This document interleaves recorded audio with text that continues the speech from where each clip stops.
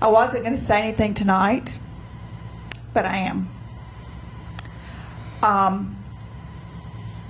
First of all, I'm very sad and angry that we're even having to talk about lobbyists. Because every single person that lives in Montgomery should be talking about this and talking about these kids. Now, I'm going to say some things, and maybe I'll get fired from being on the board. I don't know. But I've got to say my piece about this. I wasn't alive when the civil rights movement started, but my people were. And they made decisions then, and that's why we're sitting in this situation now. Come on now. Now, let me just say this. I grew up in domestic violence, child abuse, alcohol, and everything. I'm not going to talk about me, but school was my safe place. And when I was in 7th grade, I made a commitment to God and to Christ that everything in me I was going to commit to this city to help a child if it was in my power to do so. Unfortunately, the same people that look like me are the ones that are blocking this. They should be first in line to say, we want to support you and we want to support the black children in this community, because that's what we're talking about. And when I ran for school board, I want y'all to know, as the first person that said that it's a race problem. I wasn't able to speak up in the 60s because I wasn't born and I was too young. But I'll be damned, I'm going to speak up for it now, and it's going to make a lot of people mad. My day started this morning at 7:30 with a call from Montgomery Police. For those of you who don't know, I work at Child Protect. Because a 6-year-old baby, kindergarten little girl, has been being raped over the last several months by a 51-year-old neighbor. That's how my day started. You know how it came out? Because her grades started dropping. And she was having behavior problems.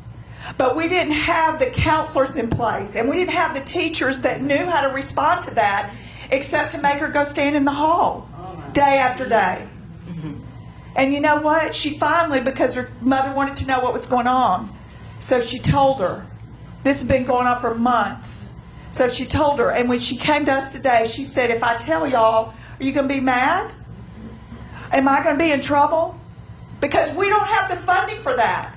Because the black and brown children are not important to people that look like me. They're not important. But they're important to me.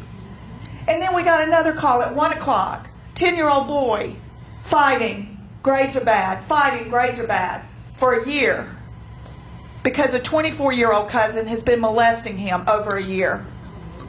Now that's 2 children, and I know that's a small percent of the 29,000, but let me tell you something, our community and these children that we all ran, this is not about money.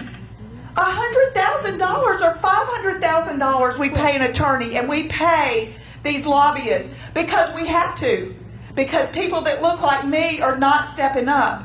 It's not about money, and we all know that.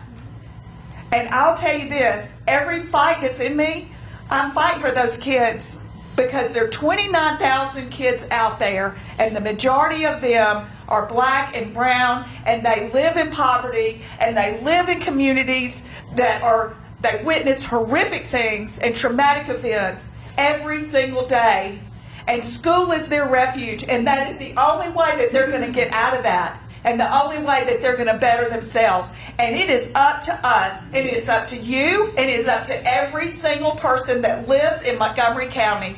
And shame on them if they're not supporting it. I hope every one of them is listening tonight.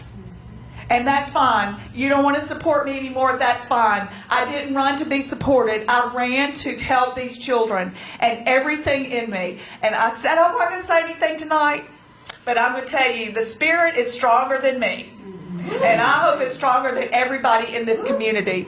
So vote how you want to, but I'm voting for kids. And y'all see me on the street corner, and I'm going to have my thing out there. So, yeah.